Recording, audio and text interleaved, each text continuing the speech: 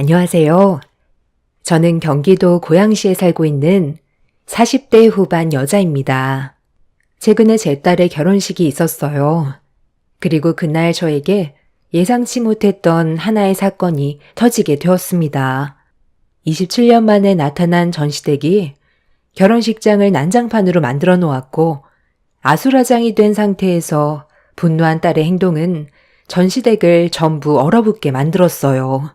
27년 전, 지금은 이혼한 전 남편과 이른 나이에 결혼을 하자마자 아이를 가졌어요.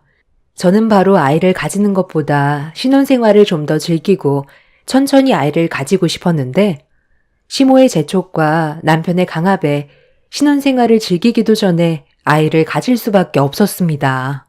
그렇게 임신이 된 저는 시댁 식구들에게 많은 사랑을 받아가면서 처음엔 잘 지냈어요. 임신 초기 때는 저에 대한 시모의 관심이 부담스러울 정도로 저를 정말 잘 대해주셨거든요. 그런데 임신 이후 어느 정도 시간이 지나고 뱃속에 있는 아이의 성별을 알게 된 이후 저에게 시모의 행동은 180도 변해버렸고 남편도 시모가 원하는 아이가 아니라는 말에 저에게 실망의 눈빛을 보내었네요. 이런 상황이 적응이 되지 않았던 저는 너무 당황스러웠고 시댁 식구들의 행동에 많은 실망을 하게 되었습니다. 아무리 장남의 첫아이가 아들이 아닌 딸이라 해도 저에겐 정말 소중한 아이인데 딸이라는 말을 듣자마자 모든 행동이 바뀌는 건 너무하다 싶었어요. 그래서 남편한테 불만을 털어놓게 되었고 임신 6개월 만에 처음으로 서로에게 씻지 못할 상처까지 주고받았는데 부부관계에 문제가 생기게 되자 남편이 저에게 갑자기 죄인이라는 말을 하더라고요. 아들이 아닌 딸을 낳게 되면서 시부모님에게 실망을 안겨줬으니 죄인이 맞다면서 평생 시달리며 살고 싶지 않으면 첫째 딸을 출산하고 바로 둘째를 계획해야 될 거라면서 저를 무슨 애 낳는 기계로 생각을 하는데 그때 화가 머리끝까지 올라온 저는 임신한 상태에서 남편에게 정신 나간 여자처럼 행동을 했어요. 극도의 스트레스를 받게 된 저는 아랫배에 통증이 올 만큼 상당한 충격을 받아 그대로 집을 뛰쳐나왔어요. 출산도 하기 전에 뱃속에 있는 아이가 딸이라는 이유 하나만으로 저에게 상처를 남긴 남편과 시댁 식구들의 얼굴을 보고 싶지 않았어요. 임신했을 때 상처 주면 평생 간다는 걸 알면서도 원하는 아들이 아니라고 저와 뱃속에 있는 아이를 막대하는 건 용서해주고 싶지가 않았습니다. 그렇게 시댁에 어떠한 연락도 하지 않은 채 친정에서 지내자 남편과 시모가 저희 부모님 집에 직접 찾아왔어요. 당연히 얼굴 마주하고 싶지 않았고 부모님도 돌려보내려 했는데 문 앞에서 계속 버티며 서 있길래 목소리조차 듣고 싶지 않았던 저는 결국 화를 가라앉히지 못하고 문을 박차며 밖으로 나왔습니다. 현관 앞에 서 있는 남편과 시모에게 무슨 일 때문에 왔냐고 화를 내면서 물어보니 아무리 싸워도 집을 뛰쳐나가는 건 안 된다며 무슨 일이 있어도 부부는 한 공간에 같이 있어야 한다고 정신나간 말을 하고 있었어요. 기분이 안 좋아진 상태인 걸 뻔히 알면서 용서를 구해도 모자랄 판에 쓸데없는 말을 늘어놓고 있는 남편을 보니 짜증이 확 올라와 당장 나가라며 목소리를 높였습니다. 현관문 앞에서 그런저럴 빤히 쳐다보던 시모는 갑자기 신발을 벗더니 무작정 거실 안으로 들어와 소파에 앉았어요. 그 뒤를 남편도 따라 들어와 앉더니 저희 가족 보고 진지하게 할 말이 있다면서 자리에 앉으라고 손짓을 하길래 어이없는 표정으로 화를 냈어요. 지금 저희 가족 무시하세요? 저희 부모님이랑 제가 얼굴 보고 싶지 않으니까 돌아가시라고 했잖아요. 그런데 왜 쓸데없는 말을 하는 건데요? 내가 그냥 집에 돌아가려고 아들이랑 사돈 집에까지 들어온 줄 아니? 아들 손자 바란다고 내가 몇 번이나 얘기했을 텐데. 너한테 신경 쓴 만큼 돌아오는 게 있을 줄 알았는데 실망스러운 결과로 이어졌으니 내 기분이 좋겠니? 그래서 싫은 소리 몇 마디 할 수도 있는 거지. 내 아들도 마찬가지고. 그런데 그거 한마디 했다고 사돈댁에 와버리면 우리 집안 이미지가 어떻게 되겠어? 애 한 명만 낳을 것도 아니고 앞으로 아들 낳을 때까지 계속 시도할 텐데 벌써부터 이러면 나도 너한테 좋은 말이 나올 수 있겠니? 더 이상 문제 키우지 말고 이제 그만 내 아들 집으로 같이 들어가라. 얼굴 붉혀서 좋을 거 없잖아. 제가 무슨 애 낳는 기계예요? 아직 출산도 안 했는데 어떻게 아들 낳을 때까지 계속 시도하라는 말을 할 수가 있어요? 지금 뭐가 문제인지 모르시는 거죠? 성별을 제가 정할 수도 없는 건데 아들 손자 아니라고 전에는 잘 대해주시다가 성별이 확인되고 나서 소녀라는 말에 태도가 확 바뀌었잖아요. 임신한 상태에서는 말 한마디에 웃고 울고 하는 거 어머님이 더 잘 아시면서 어떻게 저한테 막말을 할 수 있어요?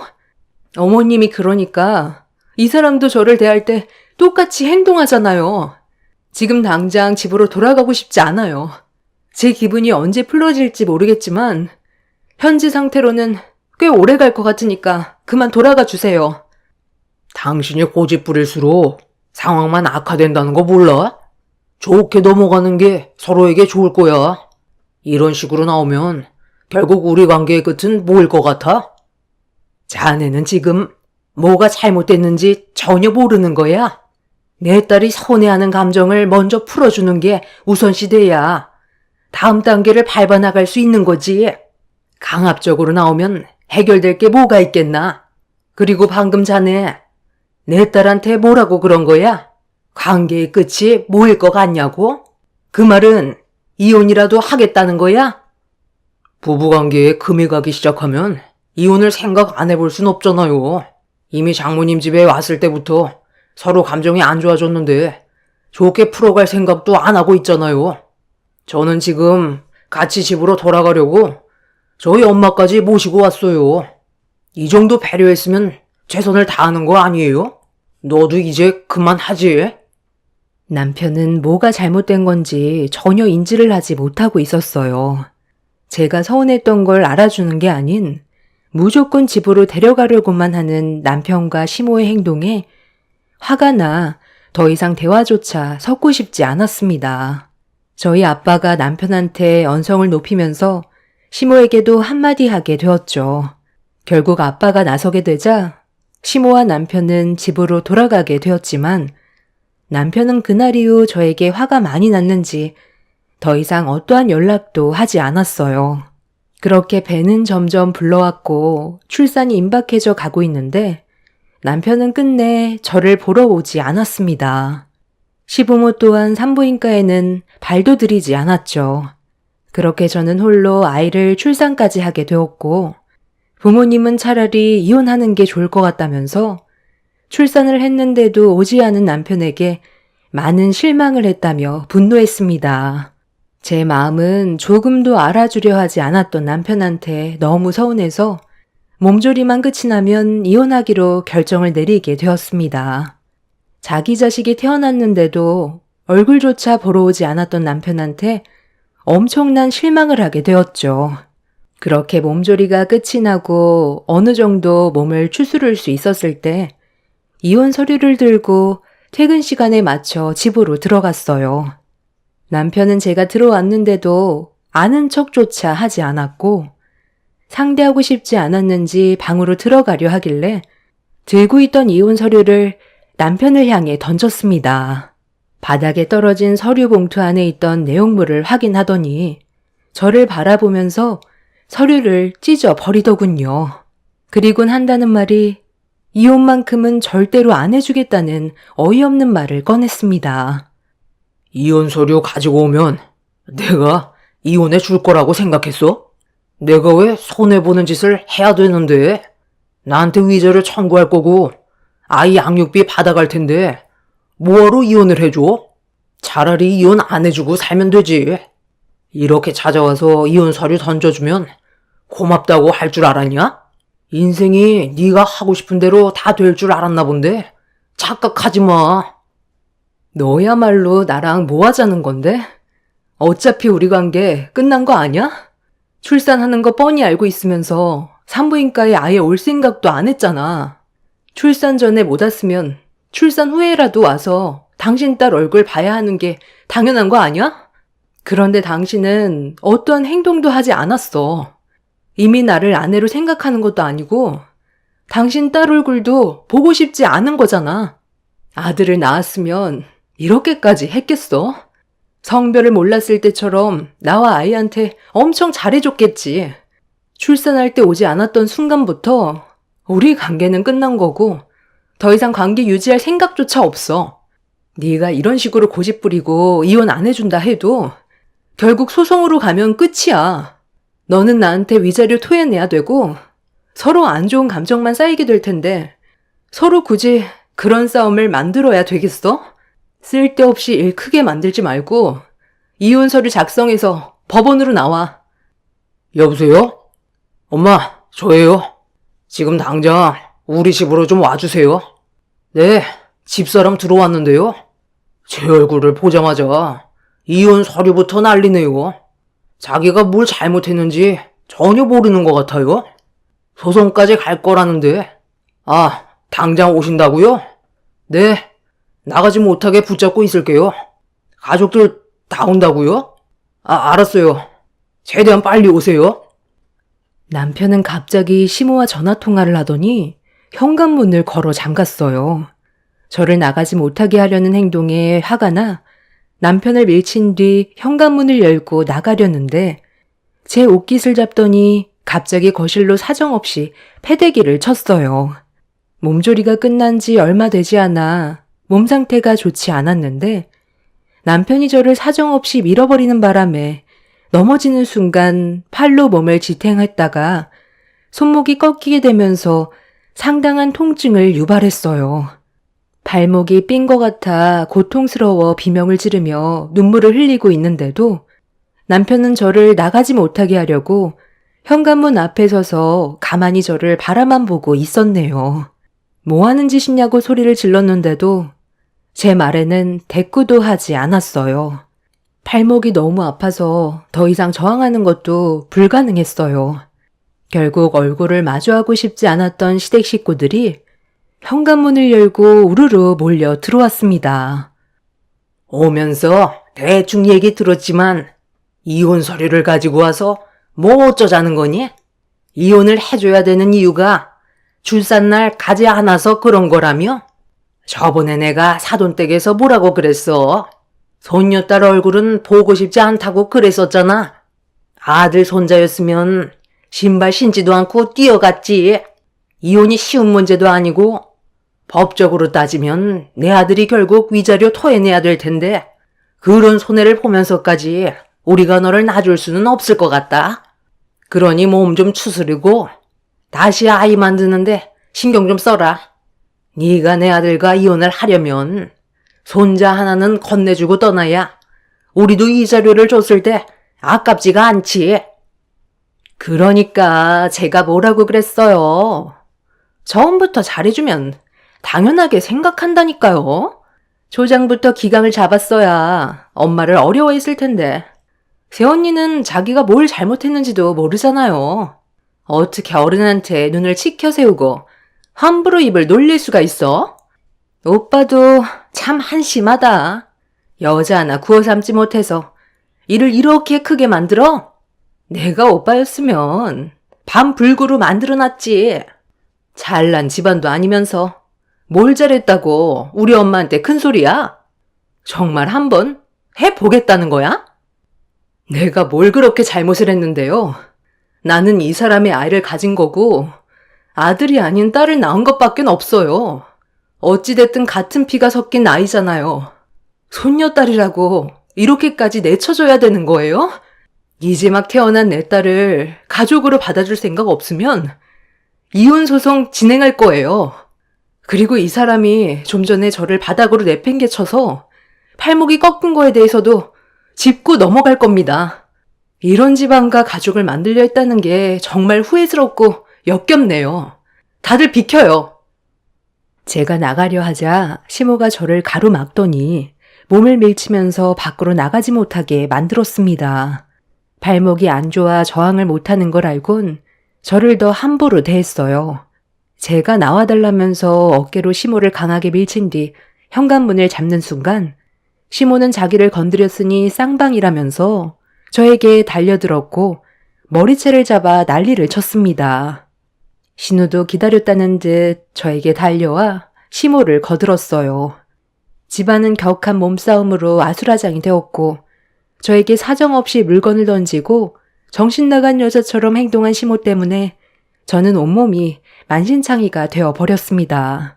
다행히 주민분들이 현관문을 두드리면서 집안에 무슨 일이 있냐고 물어보는 말에 제가 도와달라며 도움을 요청하자 그제야 시댁 식구들이 멈췄어요. 비틀거리면서 몸을 일으켜 현관문을 열고 겨우 밖으로 나가자 주민들은 경악을 했고 저는 그날 남편과 시댁 식구들을 상대로 법적 소송을 진행했고 결과는 당연하게도 법정에서 제 손을 들어주었습니다. 그렇게 남편과 이혼을 하고 딸이라서 쓸모없다며 친자 포기각서와 위자료까지 전부 받아낸 뒤에 시댁 식구들과의 악연을 끊어낼 수가 있었어요. 남편은 제 딸 얼굴을 단 한 번도 본 적 없이 저와 이혼을 하게 되었죠.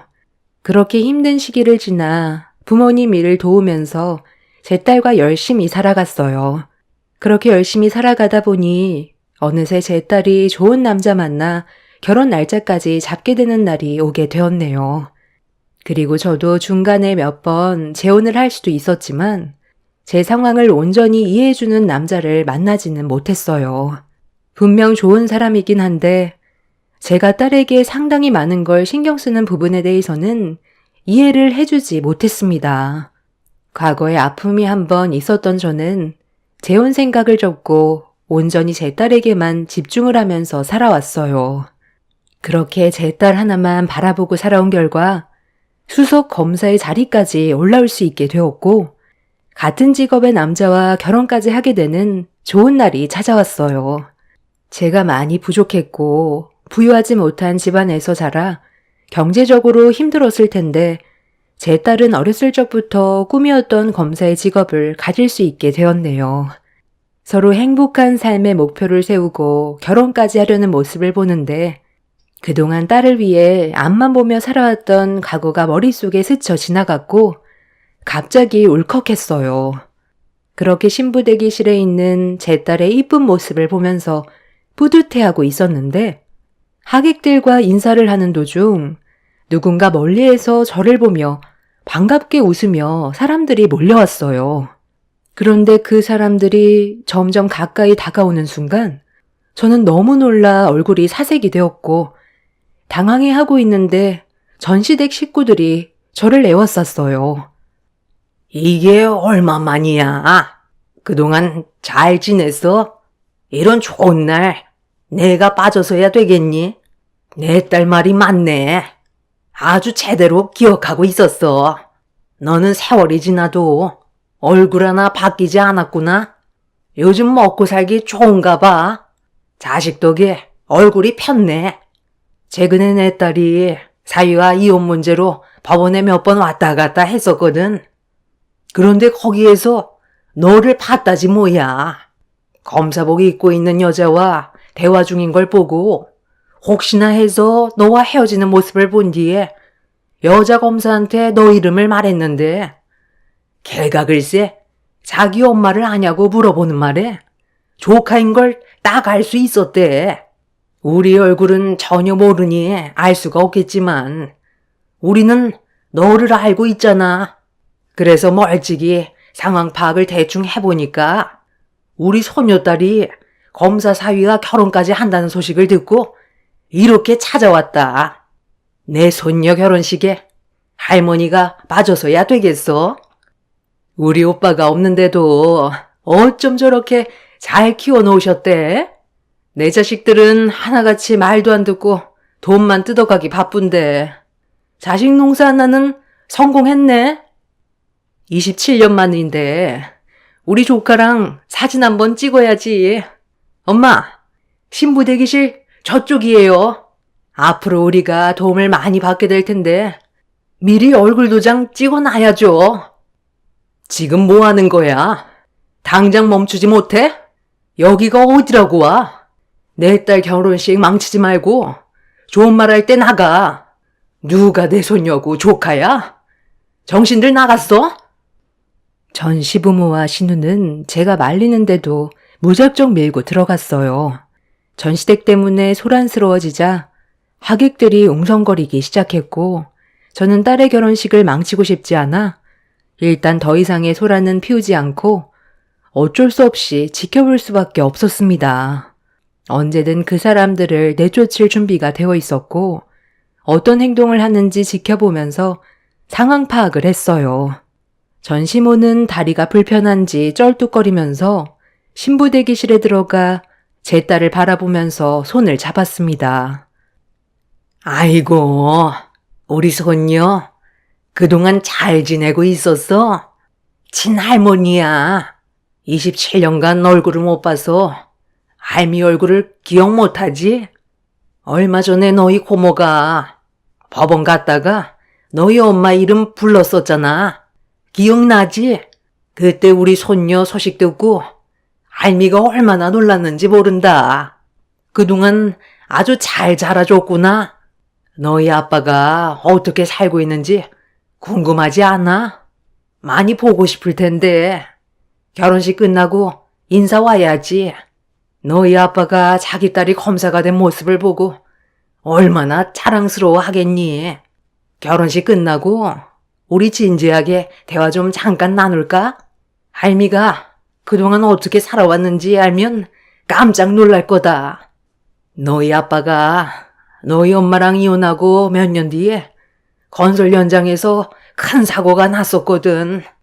전날에 눈이 살짝 왔었는데 돈 벌러 나갔다가 발판에 미끄러져서 발층에서 그대로 추락을 해버렸다. 생명은 다행히 건질 수 있었지만 척추신경이 손상을 입어서 평생을 누워서만 지내야 됐거든. 이런 불행이 갑자기 찾아와서 우리 가족은 먹고 살기 위해 그동안 악착같이 버티며 살았어야 했어. 지금도 빚이 엄청나게 많이 쌓여있고 입에 풀칠하기도 어려운 환경에 놓여 있는데 우리 손녀가 갑자기 나타난 거야. 이런 걸 하늘이 도왔다고 그러지? 해 뜰 날도 찾아온다더니 우리 손녀딸이 할미가 앞으로 고생하지 않게 해주려고 검사까지 되고 이제 행복할 일만 남았네. 대충 상황을 보니까 너도 아직 재혼 안 한 것 같은데 내 아들과 다시 합치는 게 어떻겠냐? 그래도 우리가 안 좋은 기억만 있던 것도 아니었잖아. 나 그동안 정말 힘들었다. 너 가고 우리 집안 순식간에 무너졌어. 시모는 27년간 어떻게 살아왔는지 한탄을 하면서 제 딸 앞에서 오열을 했어요. 기분 좋은 결혼식 날 분위기는 순식간에 안 좋아졌고 그런 모습을 지켜보고 있던 저는 화가 머리끝까지 차올랐습니다. 시모는 혼주복까지 입고 내 손녀 찾으러 왔다면서 제 딸의 손을 꽉 잡은 채 애원하는 눈빛으로 바라보며 손을 놓아주지 않았습니다.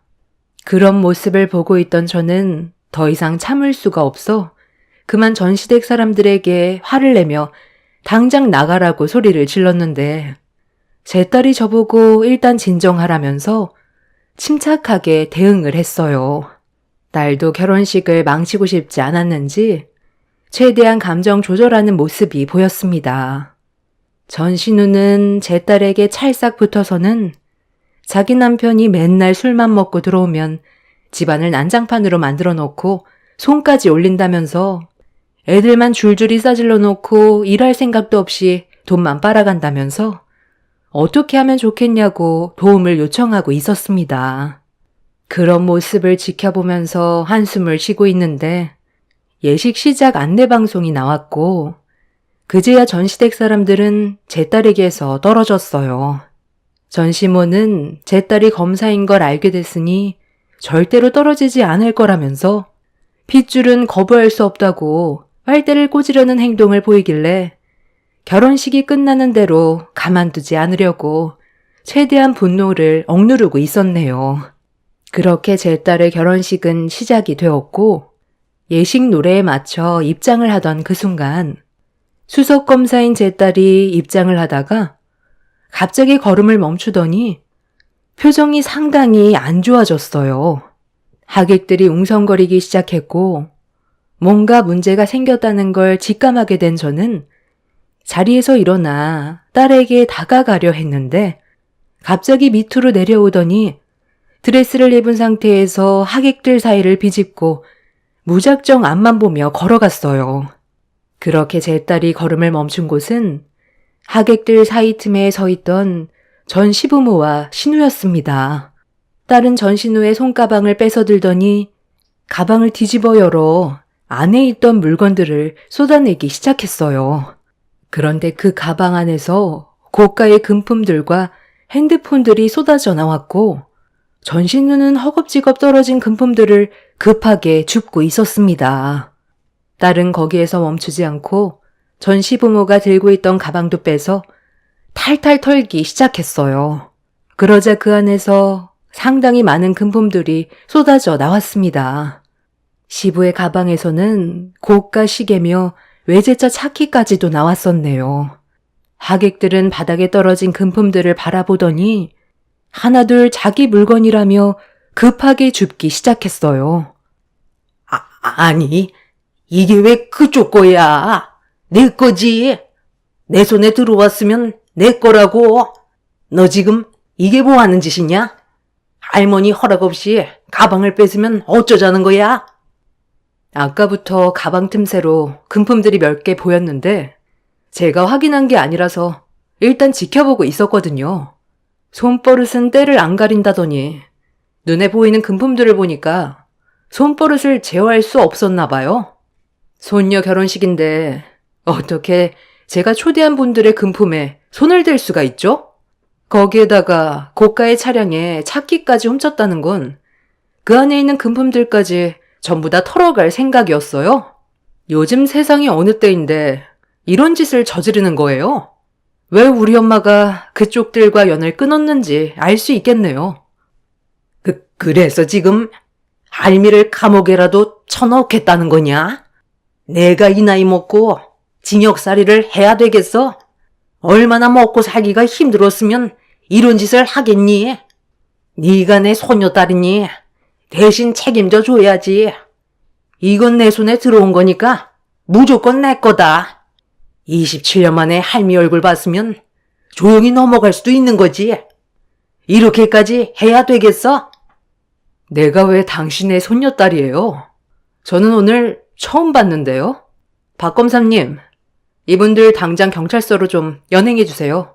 CCTV에 전부 다 찍혀 있으니까 증거물 확보하시고요. 금품들은 신분증 확인하고 전부 다 돌려드리면 될 것 같아요. 다시는 우리 앞에 나타나지 마세요. 그쪽들이 어떻게 살아왔는지 나는 전혀 궁금하지 않거든요. 우리 엄마가 당신들 때문에 얼마나 힘든 삶을 살아왔는지 알아? 손버릇을 보니까 한두 번 범행을 저지른 것 같지 않은데 이번에 콩밥 좀 길게 잡숴야 되겠네요. 저는 전혀 예상하지 못했던 상황이었는데 제 딸은 전시댁 사람들의 가방에 들어있는 금품들을 발견하고 미리 준비를 하고 있던 것 같아 보였어요. 그리고 계획했던 대로 범행이 또다시 시작됐을 때 제 딸이 그때를 놓치지 않고 현장을 잡게 된 거였습니다. 전시댁들은 많은 하객들 사이에 비집고 들어가 몸을 부딪히거나 테이블 위에 올려져 있던 여러 가지 소지품들을 눈치채지 못하게 빼돌려 본인들 가방에 넣다가 제 딸에게 걸리게 된 거였죠. 그렇게 제 딸은 결혼식에 참석한 동료 검사에게 사건 처리를 잠깐 맡기면서 결국 전시댁 사람들은 경찰에 의해 연행이 되었고 상황 정리가 전부 다 끝난 다음 결혼식을 다시 진행했습니다. 그리고 결혼식이 끝난 뒤 사위가 이번 사건을 전담하게 됐는데 정가가 상당히 화려하더라고요. 특히 전신우는 정가 6범이었습니다. 전신우의 남편도 사기절도 정가 4범이었네요. 전시모와 시부 또한 정가 2범으로 이미 몇 번 형을 받고 나왔었는데 이번만큼은 제 딸이 사건에 개입이 되어 있었기 때문에 철저한 응징을 할 수 있을 것 같습니다. 검사 사이는 현재 전 신우에게는 징역 5년, 전 시부모에게는 징역 3년형을 판사에게 요청을 했어요. 판사는 사위의 손을 들어줄 것 같습니다. 2번 다시 기억하고 싶지 않았던 인간들을 27년 만에 보게 된 것도 충격이지만 제 딸의 결혼식에서 행패 부린 것도 모자라 범죄까지 저지른 거에 대해선 절대 용서해주고 싶지 않네요. 제 딸이 태어나고 단 한 번도 찾지 않았으면서 검사됐다고 빌붙으려 했던 그 집안 사람들의 최후가 나락으로 떨어지는 모습을 보게 되니 27년 동안 응어리졌던 과거의 아픔을 이제야 쓸어내릴 수 있게 되었습니다. 앞으로 제 딸이 믿음직스러운 사위와 행복하게 살았으면 좋겠어요. 제 사연 들어주신 분들 감사합니다. 안녕하세요. 저는 여주에 살고 있는 30대 후반 여자입니다. 그동안 저는 실패한 삶을 살아왔다고 생각했었어요. 그때의 사건이 저에겐 너무 아픈 기억이었고 2번 다시 떠올리고 싶지 않을 만큼 큰 충격을 받았었지만 이렇게 사연을 신청하게 된 이유는 9년 전에 저와 절연했던 아빠와의 관계 때문에 글을 작성하게 되었습니다. 저는 항상 어렸을 적부터 불안한 가정 환경에서 살아왔어요. 찢어질 정도로 가난한 삶이었고 엄마는 한 푼이라도 더 벌기 위해 식당 일을 해왔었죠. 아빠도 집안의 가장으로서 엄마와 저를 위해 밖에서 열심히 일해왔었고 가진 건 많이 없었지만 그래도 행복한 삶을 살고 있는 거라고 생각했었습니다. 그런데 인생은 마냥 행복하지만은 않더군요.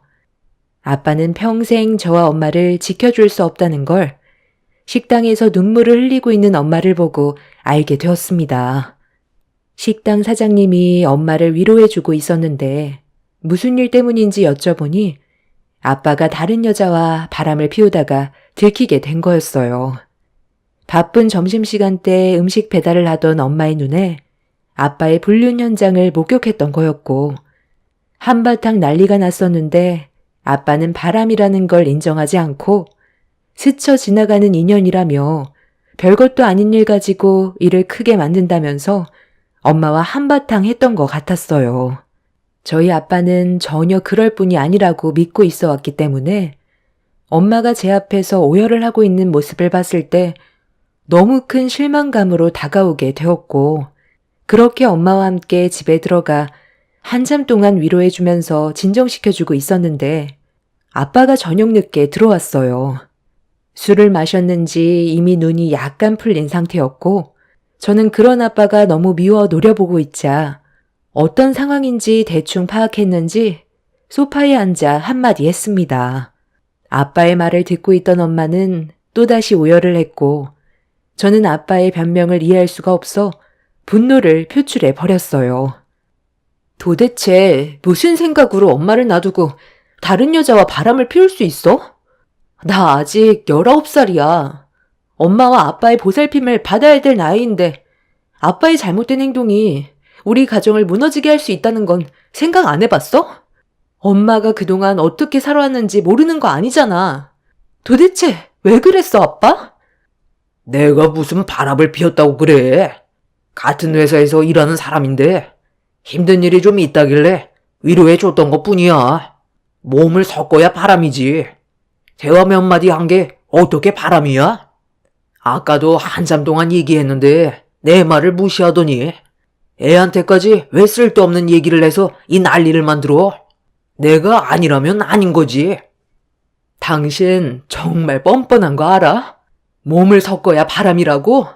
그럼 서로 입 맞춘 건 아무것도 아니라는 거야? 내가 두 눈으로 본 장면이 어떻게 바람이 아니라고 말을 할 수가 있어? 봐봐. 아직까지 그 여자의 립스틱이 당신 입술에 묻어 있잖아. 변명할 걸 변명해. 우리 관계는 이제 끝났어. 당신과는 이혼할 거야. 뭔가 오해가 있는데 그런 거 아니라고 몇 번을 얘기해? 김 비서가 발을 헛디뎌서 넘어지던 찰나 내가 붙잡아주다가 그렇게 된 거라니까. 정말 날 못 믿는 거야? 아빠, 그걸 지금 말이라고 해? 아빠 입술에 바람난 그 여자의 립스틱이 범벅이 되어 있는데 나도 엄마한테 평생 씻을 수 없는 상처 준 거 절대 용서할 수 없을 것 같아. 2번 다시 아빠 얼굴 보고 싶지도 않고 엄마랑 살 거니까 다시는 들어오지 마. 엄마가 아빠 얼굴만 보면 그때의 기억 때문에 얼마나 힘들겠어. 아빠는 절대로 바람 피운 게 아니라고 했지만 이미 제가 봐도 아빠는 그 여자와 깊은 관계까지 간 것 같아 보였어요. 행복만 가득할 것 같았던 저희 가정이 무너져 내리는 순간이었고 아빠는 그날 이후 엄마와 이혼만큼은 하기 싫었는지 엄마를 피해 다녔어요. 그렇게 한참 동안 엄마를 설득하면서 가정만큼은 깨고 싶지 않다며 눈앞의 현실에 대해 설명을 하는 듯 했어요. 저희 가족은 빚도 있었고 그때 당시 저는 학생이었기 때문에 식당 일만 해서 먹고 살기에는 많은 어려움이 있을 거라고 엄마 혼자 감당하기에는 벅찬 상황들을 얘기하면서 엄마의 감정을 혼란스럽게 만들었어요. 결국 아빠의 끈질긴 설득 끝에 엄마는 아빠를 한 번만 용서해 주는 걸로 결정을 내렸지만 엄마는 평생 동안 고통받는 인생을 살아야만 했어요. 엄마는 아빠의 모든 행동을 의심하는 정신병까지 걸리게 되었습니다. 그런 엄마가 너무 불쌍해 보였는데 잘못을 한 아빠는 평생 엄마에게 용서를 구하면서 살아도 모자랄 판에 되려 정신병에 걸린 엄마를 싫어했어요. 별것도 아닌 일 가지고 사람 미쳐버리게 만든다면서 위로를 해주기는커녕 오히려 상황을 더 악화시키고 있었어요. 원래 불안했던 삶이 아빠의 잘못된 행동 하나 때문에 더 힘든 인생을 살아갔어야 했고 아빠도 매일 의심하는 엄마 때문에 정신적으로 많이 힘들었는지 더 이상 노력하지를 않았어요. 저도 2분의 모습을 지켜봐 오면서 정신적인 고통이 상당했었을 만큼 지켜보는 게 너무 고통스러웠었죠. 그렇게 하루하루를 버틴다 생각하고 힘든 날들을 보내오다 보니 어느새 엄마도 현실을 받아들이고 물 흘러가는 대로 그냥 살아가기 시작했어요. 저희 가정은 예전처럼 행복한 웃음으로 살아갈 수 있진 않았지만 각자 위치에서 그냥 최선을 다했습니다. 가정을 깨지 않기 위해 서로가 해야 될 일만 해온 것 같아요. 그런데 한번 바람 피운 사람은 또다시 바람을 피운다더니 전혀 예상치 못한 장소에서 충격적인 광경을 목격하게 되었고 되돌릴 수 없는 상황까지 만들어지게 되었네요. 항상 얼굴에 그늘이 가득했던 엄마의 기분을 풀어주고 싶어서 단둘이 모녀지간 데이트를 했었어요. 서로가 바쁜 삶 속에서 오래간만에 엄마와 단둘이 보내는 시간이라 행복했었죠. 엄마도 저와 함께하는 시간이 좋으셨는지 미소 띤 얼굴을 보여주셨는데 그런 좋은 날에 아빠가 저희 앞에 나타났어요. 엄마와 저는 영화를 다 보고 극장에서 나와 잠깐 화장실을 들린 뒤 제가 먼저 나와 엄마를 기다리고 있었는데 뒷모습이 누가 봐도 아빠의 모습이었어요. 그때부터 심장이 쿵쾅거리기 시작했고 설마 했던 상황이 눈앞에 펼쳐지게 되었습니다. 여자의 핸드백을 들고 여자 화장실 앞에 서 있는 낯익은 남자에게 걸음을 옮겼는데 그때 마침 엄마가 화장실에서 걸어 나오고 있었고 저를 바라보며 밝게 웃으면서 다가오던 엄마가 갑자기 경직된 얼굴로 걸음을 멈췄어요. 그리고 뒤돌아서서 여자 핸드백을 들고 서 있던 남자를 발견했고 엄마는 그 자리에서 온몸을 부들부들 떨었습니다. 한쪽 손에 들고 있던 핸드백을 본 엄마는 그 남자에게 거침없이 돌진했고 엄마의 모습을 보고 화들짝 놀란 남자가 뒤돌아 도망치는 모습을 보게 된 저는 아빠였다는 걸 확인할 수 있었습니다. 그리고 뒤이어 화장실에서 걸어 나온 한 여자가 누군가를 찾고 있는 게 보였어요. 엄마보다 나이가 젊어 보였는데 아빠가 엄마를 피해 도망치는 모습을 보자 그곳으로 뛰어가더니 저희 엄마를 강하게 밀치면서 뭐 하는 짓이냐고 소리를 질러버렸고 엄마는 눈앞에 보인 여자를 보자마자 뺨을 올려 버렸습니다. 내가 누구냐고? 저 남자 본처다. 그러는 너는 뭔데? 이놈이랑 지금 둘이서 극장에까지 온 거 보니까 둘이 나 몰래 데이트 중이었나 본데 너희들 딱 걸렸어. 이래서 내가 의심을 안 할 수가 없는 거야. 나보고 정신병자라고? 네가 하는 짓이 이런데 나보고 어떻게 믿으라는 건데. 당신이랑 나는 이제 끝났어. 더 이상 미련도 없으니까 그만 청산하자고. 내가 당신을 봐줬던 건 그래도 은영이 아빠니까. 그래서 지금까지 힘들게 참고 있었는데 더 이상은 안 되겠다. 이러다 내가 정말 정신병에 걸리겠어. 그동안 정말 힘들게 참아왔는데 나한테 어떻게 이럴 수 있는 거야? 다 때려치워. 당신이랑 살다가 내가 죽겠어. 쪽팔리게. 저 여자 왜 저래? 누가 바람인데? 남녀가 영화 보러 오면 무조건 바람인 거야? 강우 씨, 저랑 여자랑 지금까지 살아왔던 거야?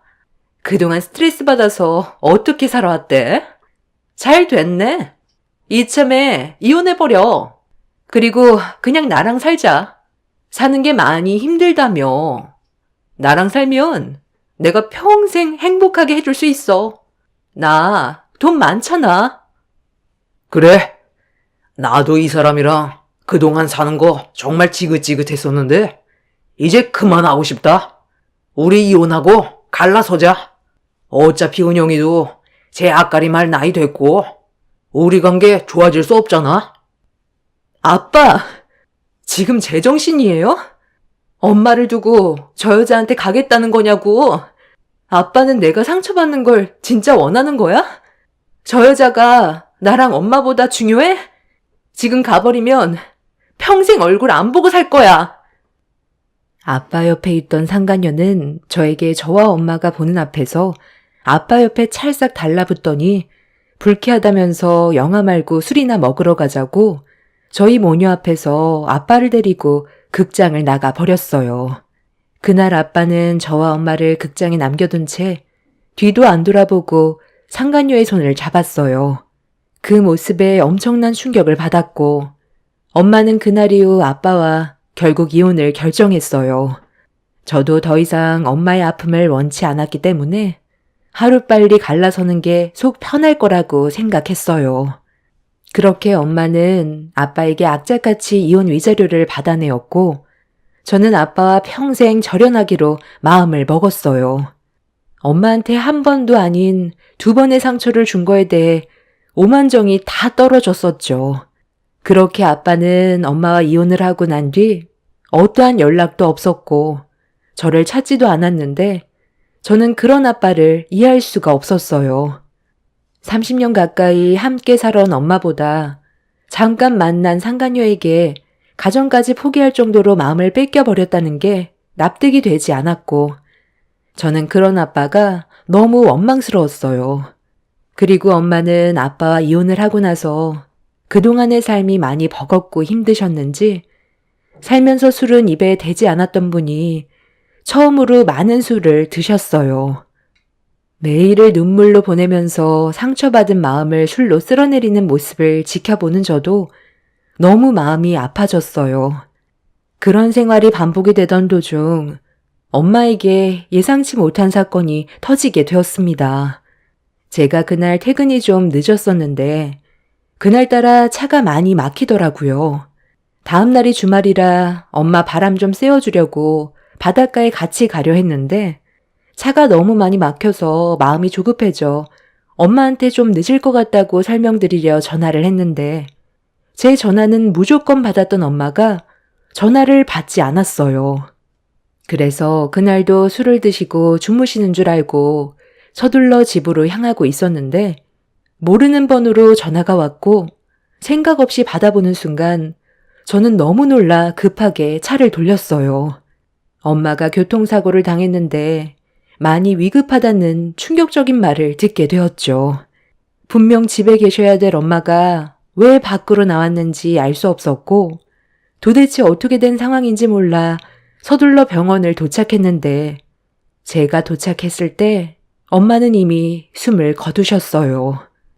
전혀 상상조차 하지 못했던 일을 겪게 된 터라 제정신이 아니었지만 엄마가 왜 그런 선택을 했는지 이해할 수가 없었습니다. 제가 아직 엄마 옆에 있는데 저를 봐서라도 그런 선택은 하지 않아야 되는 게 맞는 건데, 엄마는 이 세상에 더 이상의 미련이 없었는지 결국 삶을 포기했던 거였습니다. 운전을 했던 사람은 엄마가 갑자기 뛰어들어 피할 수도 없었다면서 괴로워했었고, 저는 죄송하다는 말밖에 할 수가 없었어요. 그리고 그 사람도 저희 엄마가 숨을 거둔 거에 대해 많이 힘들었는지 피해자인데도 장례식 비용까지 대신 결제를 해줬어요. 이 모든 게 아빠 때문에 벌어진 일이라 당연히 알아야 될 것 같아 전화를 했어요. 그리고 울분을 토해내면서 엄마가 떠났다는 걸 알려주었죠. 하지만 아빠는 엄마의 장례식이 끝나는 동안 단 한 번도 찾아오지 않았습니다. 그래도 엄마와 함께해온 세월이 있는데 오지 않았다는 거에 너무 큰 실망을 했었고, 어떤 일이 있던 평생 동안 얼굴을 안 보기로 결정을 내리게 되었네요. 그래도 이런 힘든 상황 속에 제가 버티면서 살아올 수 있었던 건 저와 오랜 기간 만나오던 사람이 곁을 지켜줘서 무너져 내리지 않고 버틸 수가 있었어요. 아빠와는 반대되는 사람이었고 항상 제 곁에 머물러주는 사람이었습니다. 장례식장에서도 힘들어하고 있는 저를 대신해 많은 걸 도와줄 정도로 제가 평생을 의지하면서 살아가고 싶은 사람이었어요. 그리고 장례식이 끝난 뒤 저희 집안 사정을 모두 알고 있던 그 사람은 저에게 청혼을 했고 평생을 함께하고 싶다며 프로포즈를 하게 되었습니다. 누군가에게 의지할 사람이 필요할 정도로 많이 힘들었던 저는 그 사람과의 행복한 결혼 생활을 하고 싶어 정식적으로 인사를 드린 뒤 결혼까지 허락을 받을 수 있게 되었습니다. 제 결혼식에는 지인 몇 분만 있었을 뿐 제가 결혼한다는 걸 아빠에게도 알리지 않았어요. 엄마의 장례식장에도 오지 않았는데 제 결혼식에서 아빠의 얼굴을 보고 싶지 않았습니다. 그렇게 시작된 결혼 생활은 정말 정신없이 지나갔고 저희 부부는 아이 하나 낳아 열심히 살아갔어요. 시댁 식구들이 저를 마음에 들어하진 않았지만 항상 최선을 다해 노력했고 저는 부모님처럼 실패한 인생을 살고 싶지 않아 이를 악물고 버텨왔어요. 넌 이게 지금 음식이라고 만든 거야? 너는 우리 집안에서 9년을 함께 생활했으면서 이제 어느 정도 적응할 수 있는 건데 어떻게 된 게 하나도 좋아진 게 없냐? 이딴 음식을 아침부터 우리 식구들 보고 먹으라는 거야? 국은 짜고 밥은 설익어서 돌덩이를 씹는 것 같고 밑반찬은 또 왜 이렇게 싱거워? 매일 노력하면 뭐해? 달라지는 게 하나도 없는데 그때는 네가 불쌍해서 받아줬지만 이제 9년이나 지났으면 이제 완전한 우리 식구인데 아직까지 내가 너를 불쌍하게 봐줘야 되는 거니? 도대체 언제까지 이럴 건데? 이럴 거면 차라리 다 때려치워라. 지금 하는 일도 돈도 치꾸리만큼 버는데 뭐하러 회사에 짱 박혀 있어? 그냥 셈이 따라 살림이나 배우면서 살면 되지. 우리 집안 부족한 거 하나 없고 너는 그냥 밥 숟가락만 뜨면 되는 건데 굳이 일을 하려는 이유가 뭐야? 말귀를 알아먹어야 대화가 되는데 고집만 부리고 있으니 일이 해결되니? 하나라도 제대로 해야 욕을 안 먹지. 애 보는 것도 시원찮고 직업도 그냥 그래. 그것도 모자라 밥상 하나 제대로 못 차려서 아침부터 욕이나 얻어먹고 있으니 내 속이 안 뒤집어지겠니? 이런 애가 뭐가 좋다고 결혼해서 나를 왜 이렇게 힘들게 만드는지 원. 오늘 아침은 그냥 간단하게 토스트나 해먹어야 되겠다. 이 나이 먹으면 밀가루 음식이 소화가 얼마나 안 되는지 아니? 사람이 먹을 수 있게는 만들었어야 목구멍으로 넘어갈 거 아니야? 너 오늘 퇴근하고 집에 들어오면 나랑 다시 진지하게 대화 좀 해야 될 것 같다. 이래서 우리가 함께 살아갈 순 있겠니? 저는 열심히 한다고 했는데도 시몬은 항상 저에 대한 불만을 가지고 있었어요. 저는 집안도 별로에 가진 것도 없었고 남편 하나 보고 들어온 거라 시몬은 그런 제가 항상 불만이었던 거죠. 그리고 시모가 저를 향한 불만들이 시간이 지날수록 점점 커지게 되자 남편도 어느 정도 영향을 받았는지 언제부터인가 저를 대하는 행동들이 예전과는 많이 다르다는 걸 느끼고 있었어요. 차가워진 말투에 무관심한 모습은 저를 많이 지치게 만들었어요. 저 혼자 열심히 한다고 해서 되는 게 아니라는 걸 결혼 생활하면서 알게 되었습니다. 그렇게 조금씩 위태로운 결혼 생활을 이어가던 도중에 시모가 모두를 한자리에 모았어요. 너희들은 어떻게 생각하니? 작은 며느리가 지금 하는 행동을 봤을 때 가족 전체에게 피해를 주는 것 같은데 이 상황을 해결하려면 내 생각엔 지금 하는 일 때려치우고 집안일 하면서 애 돌보는 게 제일 좋을 것 같은데 다들 오늘 아침 입맛에 안 맞아 먹지도 못했지? 앞으로 이런 생활이 계속 반복이 될 텐데 우리가 언제까지 이해하고 넘어가 줄 수 있겠니? 하나라도 제대로 하면 내가 말을 안 하지. 뭐 하나 마음에 드는 게 없으니까 이런 자리가 만들어지는 거잖아. 엄마, 그냥 내 말대로 하라니까. 언제까지 이렇게 살아? 나 아침에 무조건 밥 먹어야 되는 거 알지? 내 직업 특성상 머리를 많이 써야 돼서 칼로리 소모가 심한데 아침에 빵 쪼가리 하나 먹고 나가면 그날 업무에 얼마나 많은 지장을 주는지 알아요? 그냥 전처럼 음식 해주는 사람 하나 드리는 게 좋겠어. 누나 말이 틀린 건 아니지. 재수 씨 음식은 돼지를 줘도 안 먹을걸? 너무 맛이 없어. 그래도 대가족인 우리 집안에 들어와 생활한 시간이 있는데 그동안 우리 어머니한테 배운 것도 많을 거 아니에요. 그런데 음식을 사람이 먹지 못할 정도로 만들면 그건 재능이 없는 거지. 요즘 물가도 비싸서 식재료 값도 만만치 않은데 아무도 안 먹어서 그냥 쓰레기통에 버려버리면 그건 정말 낭비 아닌가? 하루빨리 어머니가 음식 해주는 사람 한 명 들였으면 좋겠어요. 내가 이래서 결혼은 신중해야 된다고 했던 거야. 집안이 좋지 않았는데 뭘 배우고 자라왔겠어. 어머니 말만 제대로 들었다면 온 가족이 이 고생 안 하지. 정말 답답해서 못 살겠다. 당신은 음식 하나 제대로 만들지 못해서 이런 말을 들어야 돼? 매일 반복적으로 하는 일인데 어떻게 간 하나 못 맞춰서 상황을 이렇게까지 만들어? 나도 정말 최선을 다한다고 생각했는데 이게 이렇게까지 욕을 먹게 될 줄은 몰랐네. 아무래도 어머님이 만든 음식이랑 나랑 다르긴 하겠지만 알려주신 대로 따라한 것뿐인데 그렇다고 내가 지금까지 해온 일을 포기하고 집안일만 하라는 건 나를 그냥 가정부로 생각한다는 거잖아. 정말 힘들게 취직한 회사고 원하던 일이기 때문에 무작정 그만둘 순 없어. 어머님, 제가 좀 더 신경 쓸 테니까 좋게 넘어가 주세요. 노력하고 있는 거 잘 아시잖아요. 집안 분위기는 상당히 안 좋아졌고 남편은 제 편을 들어주는 게 아닌 오히려 저에게 상처되는 말을 퍼부었어요. 결혼 초에는 항상 제 편이었던 사람이 시간이 좀 지났다고 저를 함부로 대하는 모습은 너무 큰 실망으로 다가왔고 결국 그날 남편과 따로 대화를 하면서 부부 싸움으로까지 이어지게 되었습니다. 안 좋은 감정은 날이 가면 갈수록 커져만 갔어요.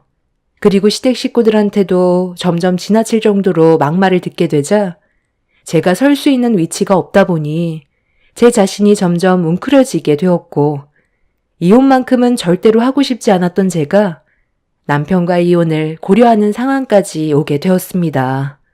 시댁 식구들은 제가 혼자라는 걸 알고 더욱더 막대하는 것 같은 느낌이 들었어요. 그래서 한마디를 해도 비수를 꽂는 말을 거침없이 뱉어댔었고 남편도 뒤에서 그런 모습들을 지켜봐서 그런지 처음과는 다르게 저를 함부로 대해도 된다고 생각한 것 같았습니다. 결혼하고 나서 시댁에 들어와 살 때는 저를 딸처럼 대해주겠다는 시모는 어디 가고 저를 개만도 못한 취급을 하면서 더 이상 필요 없다는 식으로 떨쳐내고 싶어하는 모습을 거의 매일 눈만 마주치면 그런 마음을 표출했어요. 제 가정 환경이 좋지 않았기 때문에 자존감이 많이 낮은 상태였던 저는 고개를 들 수 없었고 밤마다 숨죽여 눈물로 힘든 하루를 보내고 있었습니다.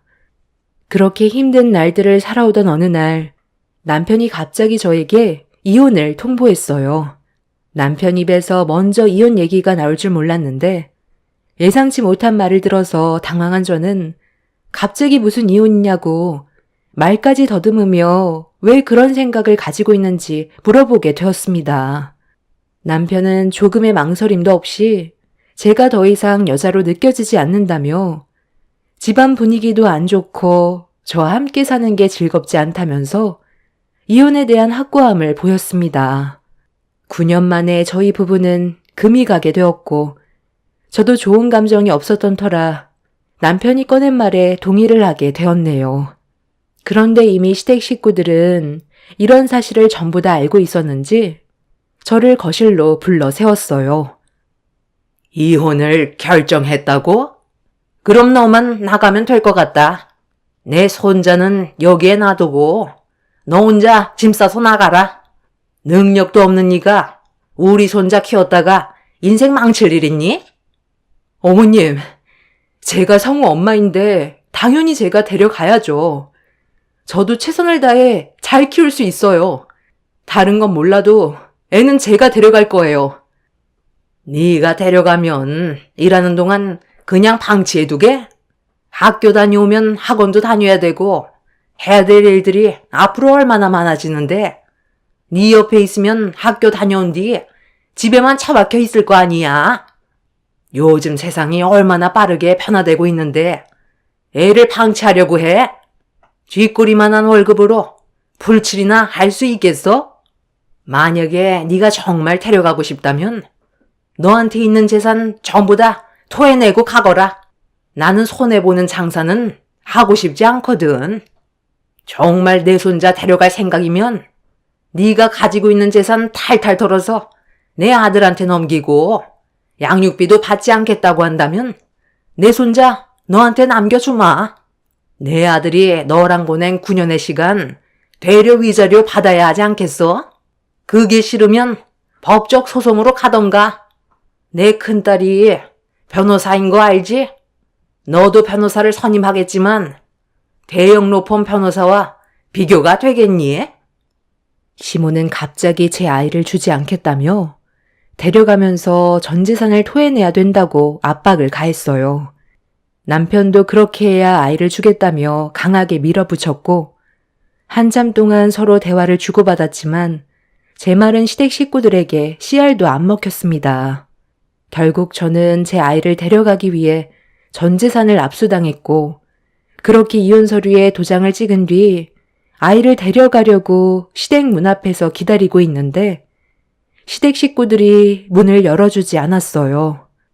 그때 뭔가 잘못됐다는 걸 느끼게 되었고 당장 제 아이를 보내달라고 했지만 시댁 식구들은 아무것도 없는 빈 껍데기인 저를 그동안 먹여주고 재워준 것만도 감사하게 생각하라면서 아이는 저에게 보내지 않겠다는 충격적인 말을 꺼내었고 그 자리에서 한참 동안 오열을 하며 애원했지만 굳게 닫힌 문은 열리지 않았습니다.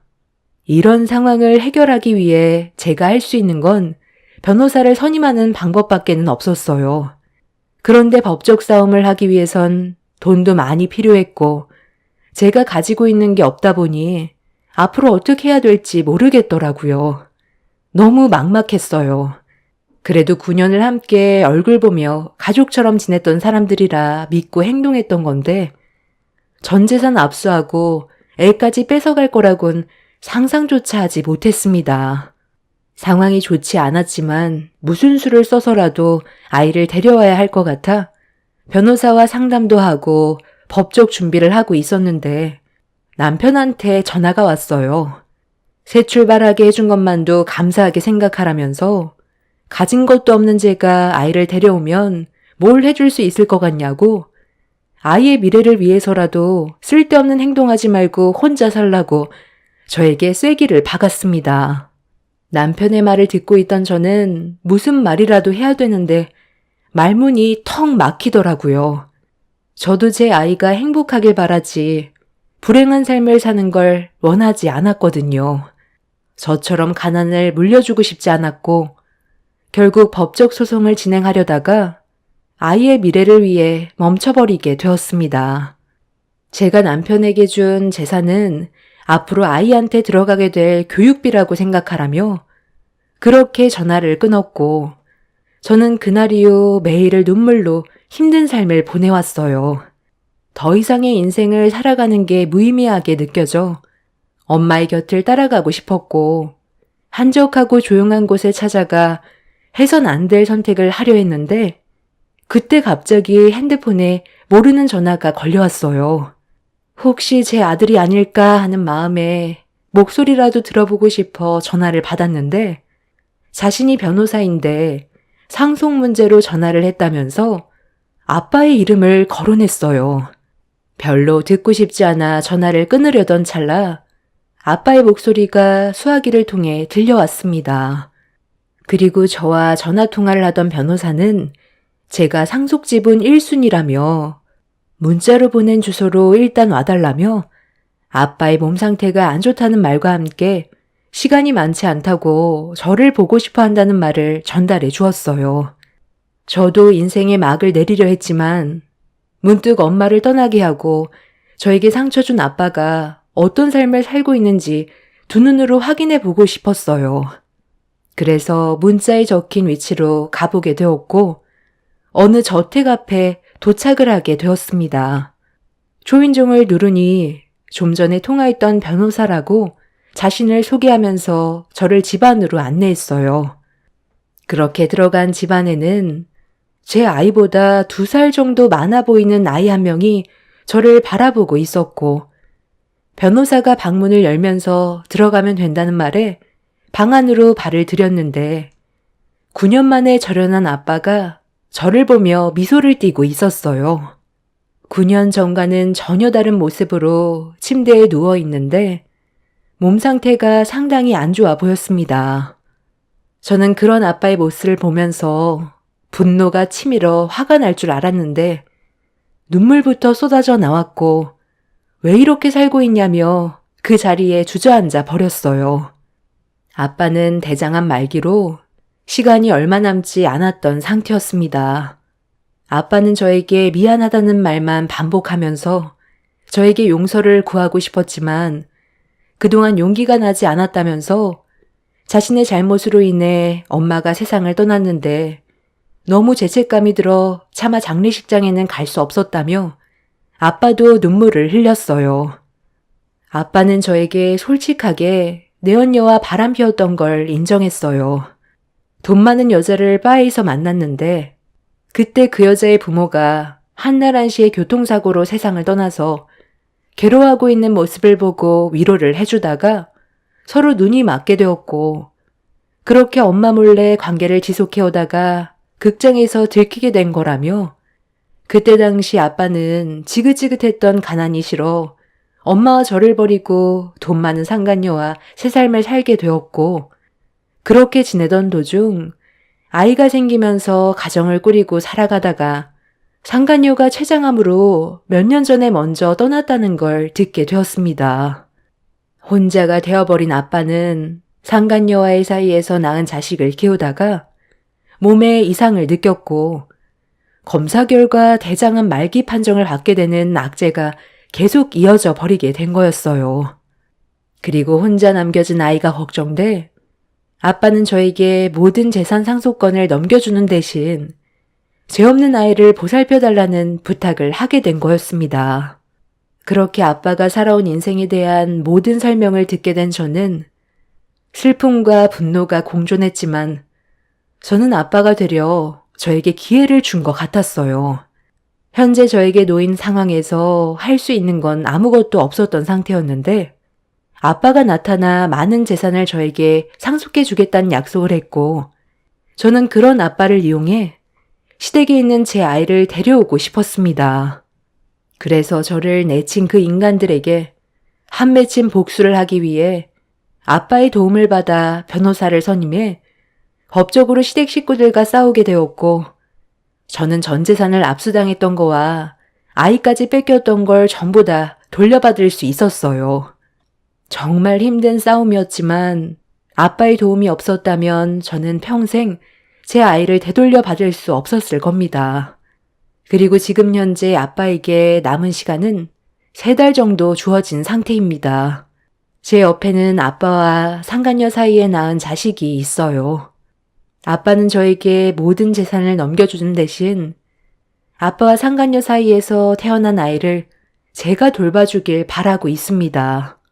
앞으로 제 아이와 살면서 부족한 없는 인생을 만들어갈 수 있을 정도의 재산을 받았지만 그 아이를 볼 때마다 극장에서 받았던 충격적인 장면과 엄마가 고통스럽게 세상을 떠났던 게 계속 떠올라 마음이 안 좋습니다. 아빠의 재산을 받기 위해 약속을 했지만 제가 과연 그 아이를 보면서 버틸 수 있을까요? 6살인 제 아들과 2살밖에 차이가 안 난다는 것도 충격이지만 평생 이런 사실을 가슴에 묻고 사는 게 정답일까요? 저에게 주어진 삶이 이런 거라면 그냥 받아들이고 살아야 하는 건지 모르겠어요. 하루하루가 답답하고 괴로운데 아빠와 상간녀 사이에서 태어난 아이는 저에게 많이 의지하고 있는 상황입니다. 아무래도 두려운 마음이 큰 것 같아요. 그 여자가 병으로 떠났는데 아빠까지 병으로 떠나게 되니 얼마나 무섭겠어요. 죄 없는 이 아이도 행복해질 권리가 있는 거잖아요. 앞으로 어떤 삶이 펼쳐질지 모르겠지만 현실을 받아들이고 최선을 다해 다시 살아보려고요. 한 번뿐인 인생 후회보단 행복을 위해 달려가는 게 좋을 것 같아요. 어찌 보면 제 이복 동생인 거고 이 아이는 죄가 없으니 좋은 마음으로 감싸주는 게 정답인 것 같아요.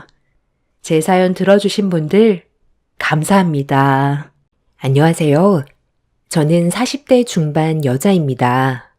별로 기억하고 싶지 않았던 그날의 사건을 제가 여러분들께 다시 들려드리려고 사연을 신청한 이유는 전시댁 사람들의 행동들이 사람이 할 짓이 아닌 것 같아 사연을 신청하게 되었습니다. 이해할 수도 없는 사건이고 저에게는 평생 머릿속에 각인이 되어버릴 만큼 너무 큰 충격적인 일들이 펼쳐졌던 그날을 다시 떠올리려 하니 저를 두고 떠난 남편이 너무 불쌍해 눈물이 앞을 가립니다. 어느 날부터인가 갑자기 남편의 건강 상태가 안 좋아져서 병원을 찾아가 검사를 받았던 적이 있었어요.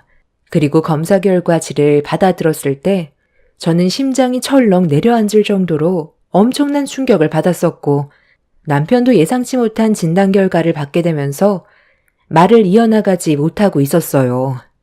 남편은 의사에게 몸이 좀 피곤해서 혈변한 것뿐이라며 몸에 심각한 고통이 있었던 것도 아닌데 어떻게 대장암 말기가 될 수 있냐고 말도 안 된다면서 의사의 검사가 오진이라고 현실을 받아들이지 못하고 있었어요.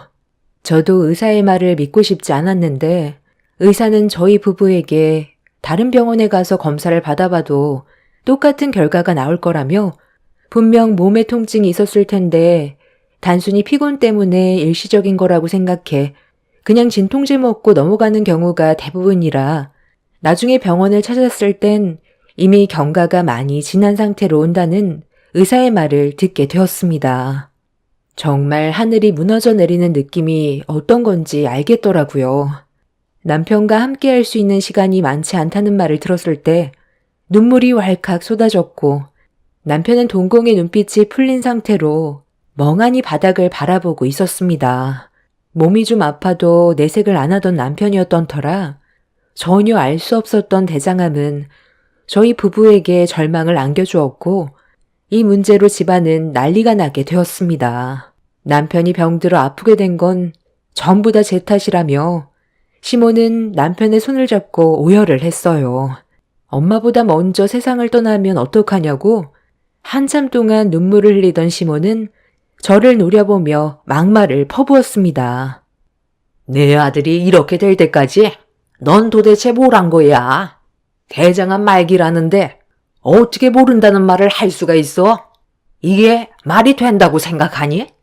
너 일부러 그런 거지? 내 아들 재산 네가 전부 다 가로채려고 일부러 알면서도 모른 척하고 있었던 거 아니야? 조금만 관심 가져도 알 수 있는 거고 강제로라도 병원을 데려가 봤어야지. 제가 아픈 건데 왜 이 사람 잘못이에요? 제 몸은 제가 신경 써야죠. 이 사람도 할 일이 얼마나 많은지 아시면서 그런 식으로 말씀하지 마세요.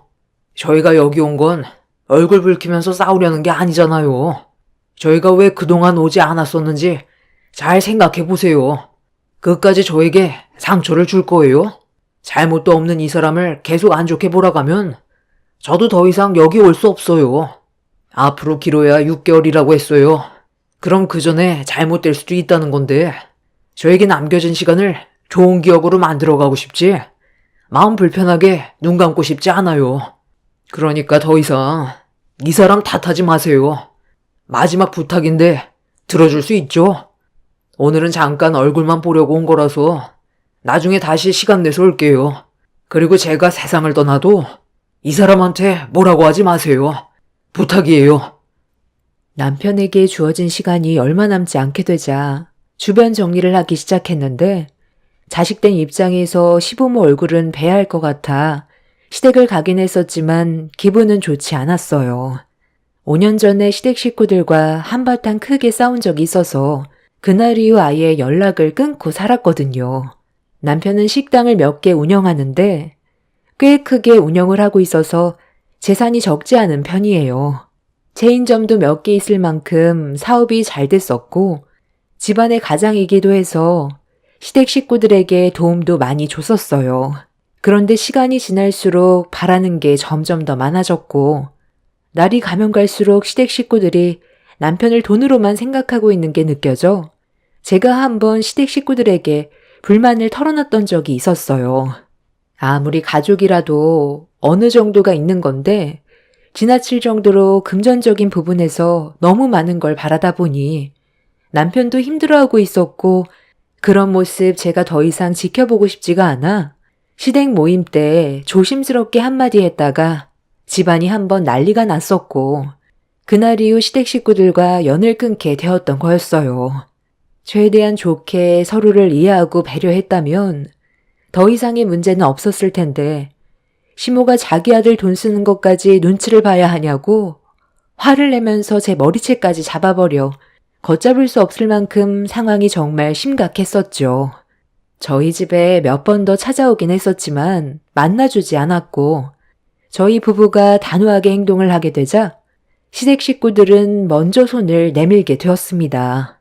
하지만 남편과 저는 이미 그 사람들에게 벌써 치가 떨릴 정도로 질려버린 터라 더 이상의 관계를 만들어 가고 싶지 않았어요.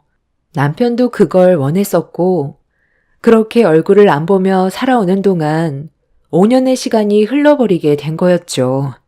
그리고 남편은 원래 평생 얼굴 안 보며 살고 싶어 했었지만 대장암 판정을 받고 난 이후 세상 떠나기 전에 가족들과의 관계를 풀어보려 했었지만 5년이 지났는데도 아직까지 정신을 차리지 못한 건지 그때나 지금이나 상황은 조금도 변하지 않았어요. 남편의 건강에 문제만 없었더라도 평생 살면서 얼굴 안 보며 살았을 텐데 남편에게 주어진 시간이 얼마 없었고 떠나기 전에 가족과의 관계를 좋게 풀고 싶어 해서 얼굴을 보게 된 건데 이게 잘한 행동인지 모르겠더라고요. 얼굴만 붉히고 시댁을 나와서 그런지 기분은 상당히 안 좋았지만 남편의 마음을 이해 못하는 것도 아니었습니다. 남편은 남은 시간 동안 정신없는 날들을 보냈어요. 저는 병원에서 치료받는 걸 원했지만 남편은 의사의 말을 듣고 난 이후 치료를 거부했어요. 대장암 말기고 병원에 입원해 항암 치료받으면서 아무리 노력한다 해도 눈에 띄게 달라지는 것도 아니고 다시 정상적인 삶으로 돌아갈 수 있을 거라는 확신도 없다는 말을 들었기 때문에 병원에서 남은 시간을 허무하게 보내고 싶어 하지 않았어요. 저는 남편의 뜻을 최대한 존중해 줘야만 했고 그렇게 정신없는 날들을 보내고 있던 어느 날 회사 일을 마치고 건물 밖으로 나왔는데 눈앞에 시모가 저를 보며 떡하니 서 있었어요. 개인적으로 찾아왔다는 건 저에게 할 말이 있다는 건데 단둘이서 대화하는 걸 원하지 않았던 저는 시모와의 자리를 피하려 했는데 저와 진지한 대화를 좀 해야 할 것 같다며 제 팔을 잡아 끌어당겼습니다. 결국 저와 시모는 한 카페로 들어가 자리를 잡아 앉았는데 시모가 서류 봉투 하나를 저에게 내밀었어요. 시모의 눈빛을 바라보니 느낌이 별로 좋지 않아 서류를 확인하지 않았습니다. 왜 확인을 안 하니? 빨리 확인해봐라. 정말 중요한 문제인데 네가 일단 서류의 내용을 봐야 대화를 이어갈 거 아니니? 내가 직접 열어서 확인시켜주마. 서류 안의 내용이 별로 좋지 않을 거라고 예상하긴 했었는데 지금 저랑 뭐 하자는 거죠? 이걸 저에게 주는 이유가 뭐예요? 정말 어이가 없어서 말이 안 나오네요. 딱 보면 무슨 말을 하려는 건지 모르겠니? 둘이 이혼하라는 서류잖아. 내 아들이 잘못되면 모든 재산 전부 너한테로 가게 될 텐데 내가 두 눈 뜨고 그 꼴을 어떻게 보니? 내 아들 남은 시간은 우리 가족이 옆에서 함께 보내줄 테니 너는 이혼 서류에 도장 찍고 그만 내 아들 곁에서 물러나라. 그이가 세상 떠나게 되면 모든 재산이 저에게 오니까 그게 배 아파서 지금 상황에 이혼하라는 거예요? 어머님이 그 사람한테 살면서 뭘 해줬는데요? 힘들게 일해서 번 돈 흥청망청 쓰기만 했지. 식당 일 한번 도와준 적이라도 있었어요? 어머님만 그런 것도 아니고 아버님이랑 아가씨도 똑같이 돈만 뺏어 갔었잖아요. 그 사람이 착해서 참고 있었던 거지. 그동안 얼마나 힘들어 했는지 아세요? 저는 그런 모습 전부 다 지켜봤었다고요. 이런 쓸데없는 생각할 시간에 그 사람한테 좋은 말 한 번 더 해주고 식당 일 좀 도와주세요. 진통제 먹어가면서 아직까지 식당 일에 손을 못 놓고 있는데 그런 모습을 보면 마음이 안 아파요? 그래서 지금 내 아들과 이혼을 안 해주겠다는 거야? 5년간 얼굴 안 봤다고? 네가 간이 배 밖으로 나왔지? 너 앞에 앉아있는 내가 누구인지 몰라? 잘 알죠. 그 사람 돈만 빨아먹을 생각만 머릿속에 가득 들어있는 계모잖아요. 친엄마였으면 이런 식으로 행동하지도 않았겠죠. 친엄마가 아니니까 그 사람이 가지고 있는 재산만 눈에 들어오는 거잖아요. 한 번이라도 진심이었던 적은 있었어요?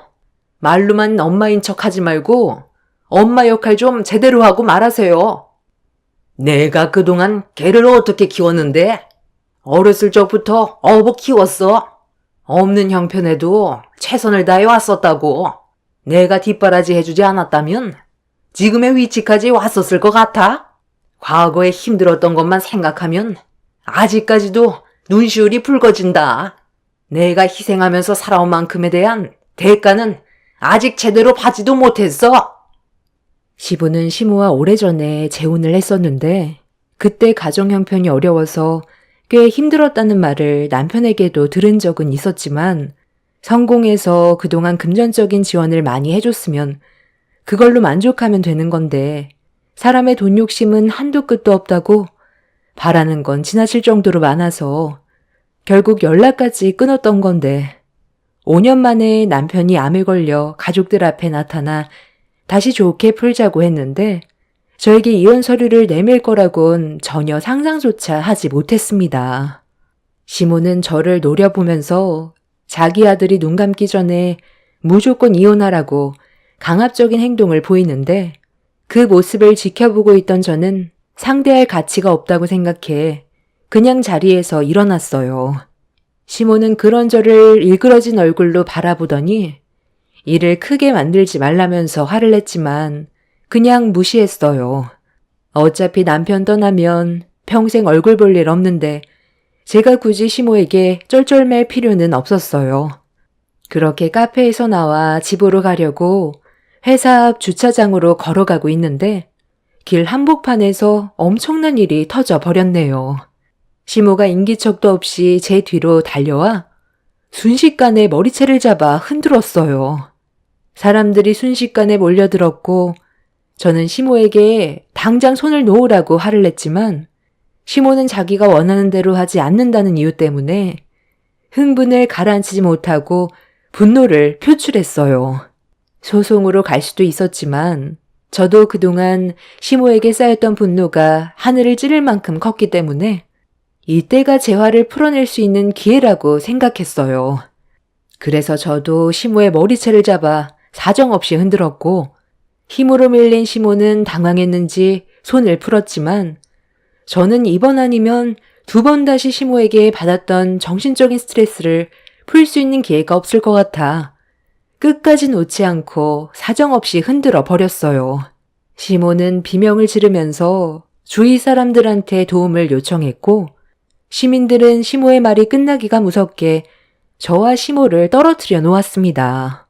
시모와 저는 머리가 만신창이가 된 상태로 서로를 노려보고 있었는데 남편한테 전화가 왔어요. 시모가 붙잡는 바람에 남편과 약속했던 시간을 잊어버려 제가 걱정이 됐는지 전화를 한 거였죠. 남편한테는 회사 일이 좀 늦게 끝나서 지금 출발한다며 대충 둘러댄 뒤 전화를 끊었습니다. 당신만 성격 있는 거 아니야. 나도 한 성격 하거든? 내가 당하고만 있을 줄 알았어? 당신이 내 머리채 잡는 순간 더 이상 어머니 대접은 고사하고 나도 똑같이 당한 만큼 갚아드리게. 이런 기회 아니면 언제 내가 머리채 잡아 사정없이 흔들어 보겠어? 너 지금 말 다 했니? 너 혼자 내 아들의 재산을 먹으려 하니까 그런 모습이 괘씸해서 머리채를 잡았으면 나한테 용서부터 구해야 되는 거 아니야? 누가 당신 아들이야? 내가 당신한테 용서를 구해야 된다고? 지금의 상황 누가 먼저 시작했는데 그이가 힘들게 모은 재산 절대로 뺏기지 않을 거고 끝까지 한번 해보자고. 친모도 아니고 계모 주제에 어디서 그 사람 재산에 탐을 내? 시모는 저를 노려보면서 온몸을 부들부들 떨고 있었어요. 그동안 참았던 만큼 저도 분노가 하늘을 찌를 정도로 커져서 그런지 한 번에 모든 걸 풀어냈는데 솔직히 속은 시원했어요. 그렇게 시모와 한바탕 하고 예정 시간보다 늦게 남편의 식당으로 들어갔는데 남편의 안색이 별로 좋지 않았어요. 함께 있던 직원들은 남편이 약을 먹었는데도 힘들어하고 있다며 병원에 데려가려 했는데 가지 않겠다고 고집을 부려서 어쩔 수 없이 119에 도움을 요청한 상태라고 불안해하는 모습을 보여주고 있었습니다. 남편의 건강 상태는 시간이 지날수록 급격하게 나빠졌지만 저에겐 항상 괜찮다는 말로 안심시켜 주려 했었는데 이번만큼은 남편을 무조건 병원에 데려가야만 했어요. 아직 떠나보낼 준비가 되어 있지 않았던 저는 남편이 최대한 오래 제 옆에 있어주길 간절히 바랬고 그렇게 남편은 가지 않겠다는 병원을 구급대원의 도움을 받아 응급실로 향하게 되었네요. 아이들도 아빠가 병원에 입원하게 된 모습을 보며 눈물을 흘렸고 저도 그런 모습을 바라보면서 너무 마음이 안 좋았는데 담당 의사는 남편이 한 달을 넘기기 힘들 것 같다면서 더 이상의 생활은 불가능할 것 같다는 충격적인 말을 꺼냈습니다. 그날 시모만 아니었어도 남편 옆에 붙어 있었을 시간인데 시모 때문에 남편과 제대로 된 대화조차 나누지도 못하고 병원에 입원해 힘들어하고 있는 모습을 지켜보고 있는데 화딱지가 나더라고요. 남편은 끝내 결국 오래 버티지 못하고 예상했던 시간보다 빠르게 저를 남겨둔 채 먼저 눈을 감게 되었습니다. 제 손으로 남편의 장례를 치르기 위해 준비를 하고 있었는데 남편이 떠났다는 말을 듣게 된 시댁 식구들은 급하게 장례식장 문 앞에서 오열을 하며 들어왔어요. 아이고, 내 아들이 엄마 얼굴도 제대로 못 보고 세상을 떠나게 되다니. 불쌍해서 어떡해. 지석아, 엄마 왔다. 여보, 우리 아들 얼굴 좀 보러 들어가 봐야겠어요. 그동안 며느리 눈치 보느라 부모 얼굴 한번 제대로 못 보고 눈을 감았으니 얼마나 불쌍해요. 너는 내 아들이 마지막일 것 같으면 미리 연락을 줬어야지. 왜 숨을 거두고 나서야 연락을 한 거야? 너 내 아들 재산 때문에 그런 거지? 확실하게 사망신고 받아야 재산에 대한 소유권이 너한테 넘어가니까 그 전에 미리 말하지 않았던 거지? 마지막 인사는 하게 해줬어야지. 어떻게 내 아들과 말 한마디도 나누지 못한 채 장례식장으로 오게 할 수 있는 거야? 엄마 말대로 새언니는 돈에 눈이 먼 여자가 확실한가 봐. 괜히 자기한테 불이익이 생길까 봐. 오빠가 숨통이 붙어있을 때 우리를 부르지 않은 것 봐봐.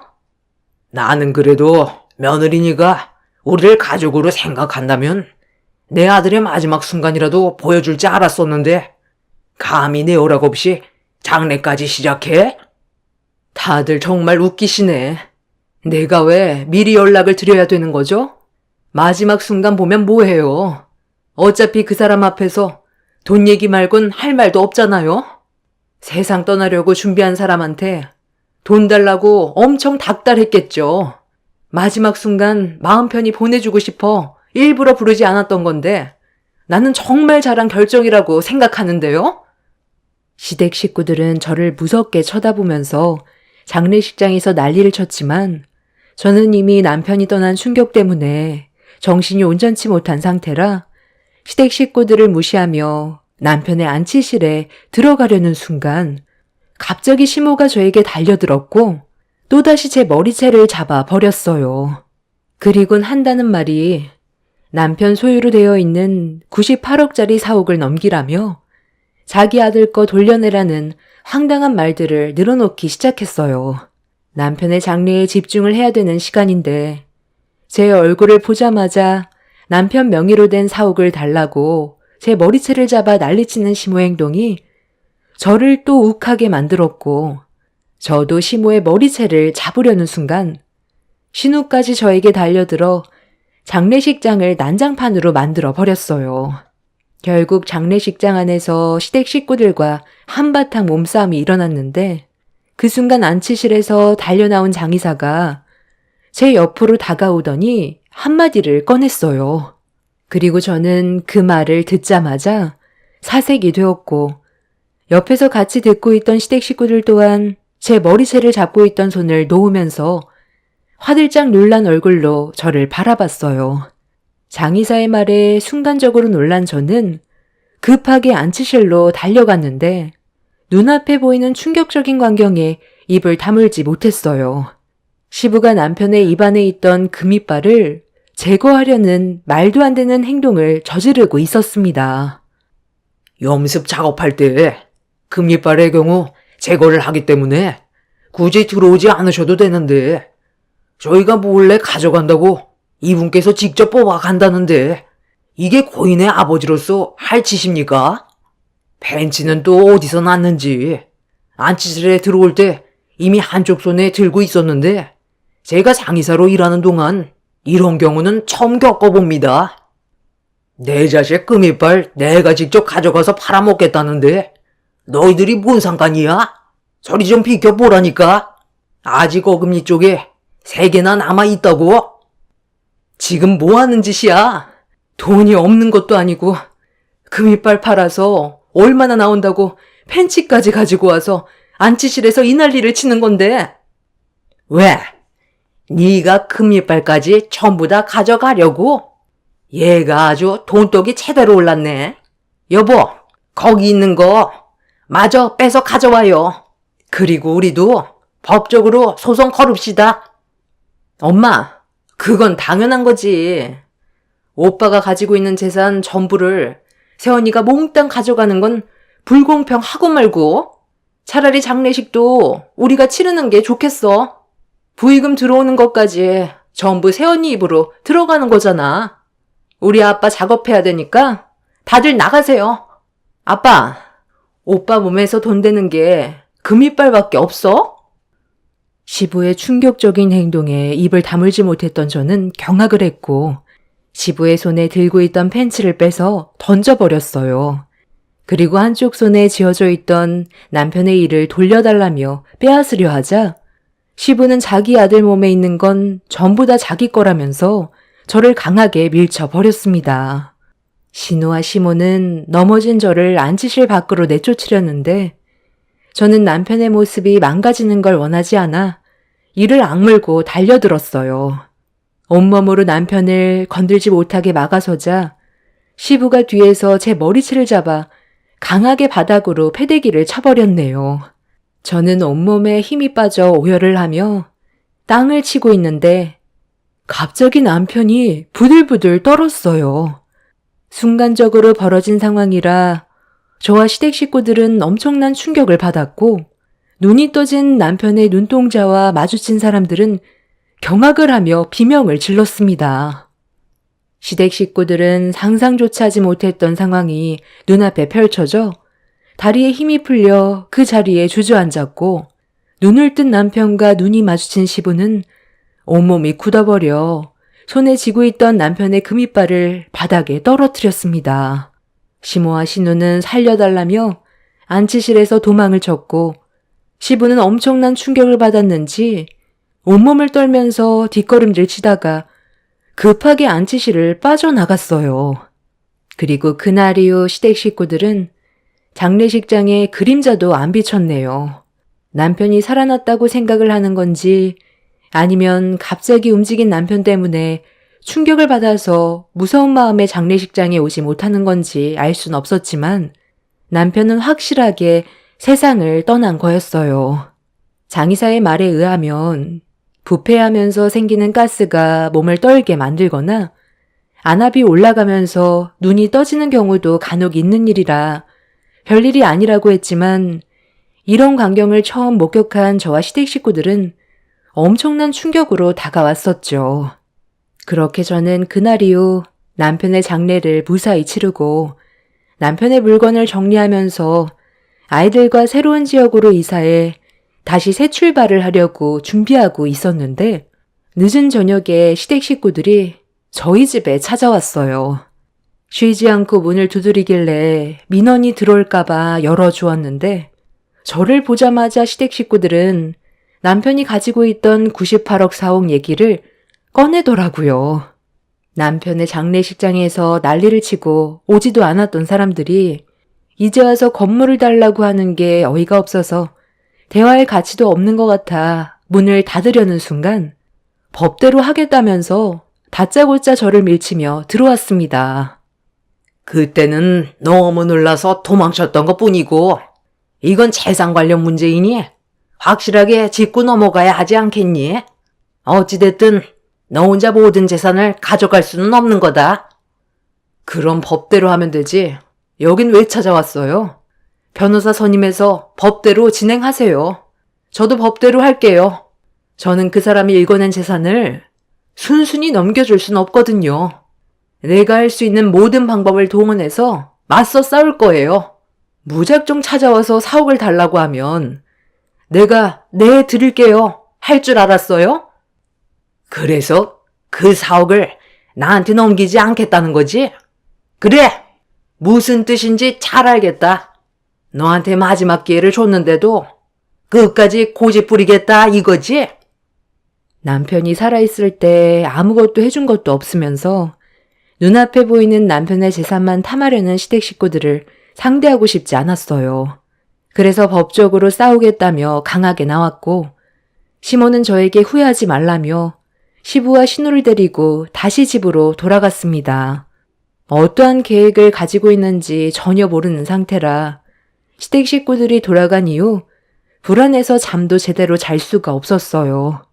그렇게 며칠의 시간이 지났는데 시모가 다녀간 이후 별일 없이 잘 지내면서 긴장이 어느 정도 풀렸을 때 사건 하나가 터지게 되었습니다. 아이들과 저녁을 먹기 위해 집 밖으로 나와 근처 식당으로 걸어가고 있었는데 갑자기 차량 한 대가 클렉슨을 울리면서 뒤에서 달려오고 있었어요. 너무 놀라 급하게 아이들과 옆으로 피했는데 차량 안에 타고 있던 건 시부모와 신우였어요.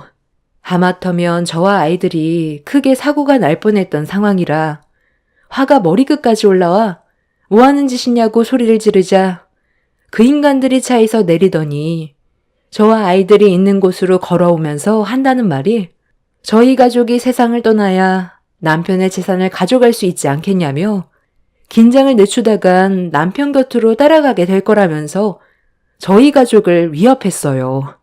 그래서 방금 한 행동에 대해 경찰에 신고하겠다며 핸드폰을 들었는데 그 순간 시몬은 아이들 앞에서 제 핸드폰을 뺐더니 머리채를 잡으려 달려들었고 어느 정도 예상은 하고 있어서 시모를 피해 아이들과 그 자리를 벗어나려 했는데 이런 상황을 뒤에서 지켜보던 신우한테서 비명소리가 들려왔어요. 시부모와 저는 신우의 목소리에 고개를 돌렸고 눈앞에 펼쳐진 광경에 입을 다물지 못했습니다. 시부모는 신우에게 급하게 달려갔는데 내리막길에서 급하게 내려가는 차량을 멈추지 못하고 있었어요. 시부모와 신우는 비탈길에서 내려가는 차를 멈추기 위해 안간힘을 쓰면서 주변 사람들에게 도와달라고 했지만 워낙 빨리 내려가는 차량의 무게를 이겨내지 못한 채 주차되어 있던 차량을 향해 돌진했고 무조건 몸으로 막으려 했던 시부모와 신우는 내려오는 차와 주차되어 있는 차량에 충돌을 하게 되면서 엄청난 충격음과 함께 3명 다 사고를 당하게 되는 돌발 상황이 발생되고 말았습니다. 시부의 차량이 세 가족을 밀어버린 뒤 멈추게 되자 시민들이 급하게 차를 뒤로 밀어 그 인간들을 구해줬는데 시부와 신우는 바닥에 엎드린 채 이미 의식이 없었어요. 그리고 시모는 저를 보며 손을 뻗고 있었습니다. 정확하게 어떤 상황인지 파악을 하기 위해 가까이 다가가 확인을 해봤는데 이미 시부와 신우는 숨을 거둔 것 같아 보였습니다. 시모는 손을 바들바들 떨면서 내 발밑에서 살려달라고 희미한 목소리로 애원을 하며 눈물을 흘리고 있었어요. 그런데 저는 그 모습을 바라보면서 조금도 도와주고 싶은 감정이 없었습니다.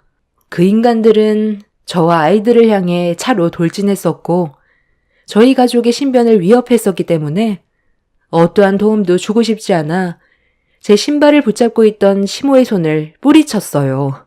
결국 시모는 응급실로 향하게 됐지만 남편의 뒤를 따라가게 되었고 남편의 장례가 끝난 지 얼마 되지 않아 시부모와 신우의 장례까지 치르게 되는 일이 있었네요.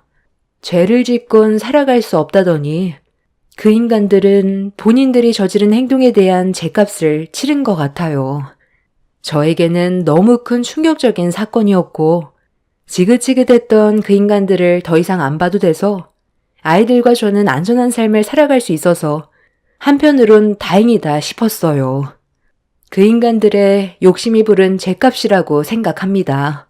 2번 다시 기억하고 싶지 않은 제 사연 들어주신 분들 감사합니다.